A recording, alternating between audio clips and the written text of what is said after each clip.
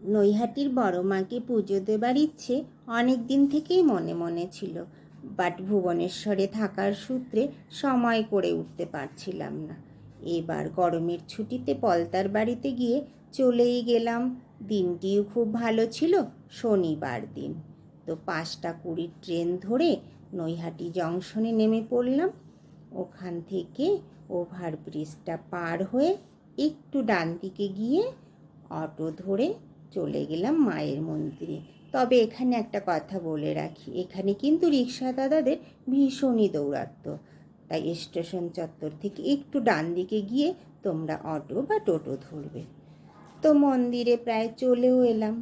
মন্দিরটি কিন্তু বাইরে থেকে দেখে তেমন বোঝা যায় না। আগে তো এখানে তেমন একটা ভিড় বা জনসমাগম হতো না, বড় মায়ের মহিমাও ততটা প্রচার হয়নি, তাই মন্দিরটি এখনও এরকমই রয়েছে। এটা মন্দিরের গেট, ভিতরে মন্দিরটি রয়েছে। তো মন্দিরের গেট খুলতে এখনও অনেকটা সময় বাকি। সকাল 8টার সময় বড় মায়ের মন্দিরের গেট খোলা হয়। তো ততক্ষণ আমরা ভাবলাম কাছেই তো গঙ্গার ঘাট, একটু গঙ্গার ঘাট থেকে ঘুরে আসি। তবে লাইনে দাঁড়িয়ে আগে বা পরে যারা রয়েছে তাদেরকে কিন্তু বলে এসেছি, না হলে তো লাইনটি আমাদের চলেই যাবে, তাই না? তো গঙ্গার ঘাটেও চলেও এসছি। আমার সঙ্গে যে 2 সহযাত্রী রয়েছে তারা তো আর দেরি না করে জলে নেমে পড়েছে। জলে পা ভিজিয়ে নিজেদের মাথায় গঙ্গার জল ছিটিয়ে পুরো শুদ্ধ করে নিচ্ছে। আমি ভাবলাম আমি বা আর দেরি করছি কেন, তাদের সঙ্গে সঙ্গে আমিও চলে গেলাম গঙ্গা জলে পা ভিজিয়ে নিজেদেরকে পবিত্র করার জন্য। উফ, সে যে কি শান্তি! এত গরমের মধ্যে ঠান্ডা ঠান্ডা জলের মধ্যে দাঁড়িয়ে ভীষণই ভালো লাগছিল। তো ওখানে কিছুটা সময় কাটিয়ে তারপরে আবার ফিরে এলাম মায়ের মন্দিরের দিকে, আবার চলতে শুরু করলাম। আমরা কিন্তু এখনও পুজোর ডালাটা কিনিনি, কেননা এখনও প্রায় 2 ঘন্টার মতো বাকি। ততক্ষণ ডালা হাতে নিয়ে থাকলে ফুলগুলো নষ্ট হয়ে যেতে পারে। এই যে ছোট ছোট দোকানগুলো দেখছো, এইগুলো সব ডালার দোকান। সব দাদারা ডালা সাজিয়ে নিয়ে আমাদেরকে ডাকাডাকি করছে। তো আমরা আর বেশিক্ষণ দেরি না করে চলেই গেলাম ডালা নিতে। তো দাদাকে বললাম আমাদের ডালাগুলো নতুন করে সাজিয়ে দিতে। সাজানো ডালা আমরা নিলাম না। তো দাদাও বেশ সুন্দর করে আমাদের ডালাগুলো সাজিয়ে দিচ্ছিলেন। আমরা নিয়েছিলাম 101 টাকার ডালা। দাদাকে জিজ্ঞেস করলাম 101 টাকার ডালাতে কি কি থাকবে। এটা থেকে আলতা, সিঁদুর, ধূপকাঠি, মোমবাতি, প্যারা সন্দেশ, পদ্ম, জবার মালা আর চেলি কাপড় একটা উপরে। ঠিক আছে, তাই তো? ওই চেলি, এই যে চেলিটা তো বলছি পরে দেবে। এই চেলিটা ফটো করে দেবো যখন ডালা কমপ্লিট হয়ে যাবে। তো দাদা কিন্তু প্যারা সন্দেশের প্যাকেটটা দিতে ভুলে গিয়েছিলেন, তো সেটা দিয়ে আবার সুন্দর করে ডালাটা সাজিয়ে দিলেন। তো আমাদের এই 3টে হলো আমাদের ডালা। ডালা নিয়ে আমরা চলে গেলাম আমাদের লাইনে।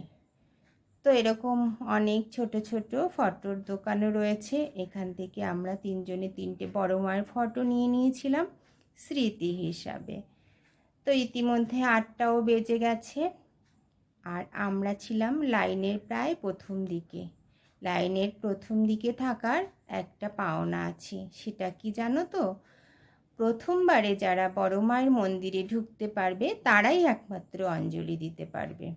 আর একবারে মন্দিরের মধ্যে প্রায় 50 জনের মতো ঢোকানো হয়।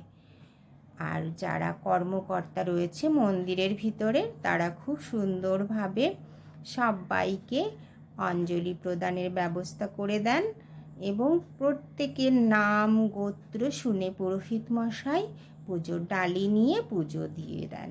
এই যে দেখতে পাচ্ছ চেলিগুলো মন্দিরে ঢোকার মুখে, এখানে না যে যার মনস্কামনা কামনা করে এই চেলিগুলো বেঁধে রাখেন। মনস্কামনা পূর্ণ হলে এসে আবার খুলে দিয়ে যায়। তো আমরা মন্দিরের গেট থেকে ঢুকে পড়েছি। গেট থেকে ঢোকার সময় সবার হাতে জবা ফুল দেওয়া হয়, অঞ্জলি প্রদানের জন্য।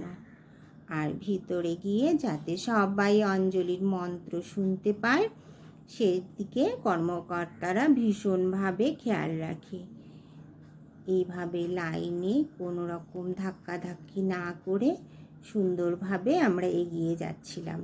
তবে এরপরে কিন্তু ফটো তোলা নিষিদ্ধ, তাই মন্দিরের ভিতরটা তোমাদেরকে দেখাতে পারলাম না। তো পুজো দিয়ে বাইরে বেরিয়ে আসার পরে প্রচণ্ড বৃষ্টি নেমেছিল। দেখো কত বিশাল লাইন পড়ে গেছে।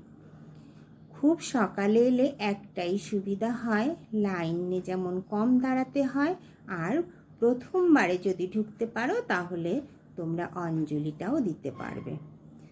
তো খুব ভালোভাবে পুজো দিয়ে মনে অনেক তৃপ্তি শান্তি নিয়ে বাড়ি ফিরছিলাম। তো এই ছিল আজকের ব্লগটি। তোমাদের যদি আজকের ব্লগটি ভালো লেগে থাকে লাইক শেয়ার কমেন্টস করো। ভালো থেকো, সুস্থ থেকো, টাটা, বাই বাই।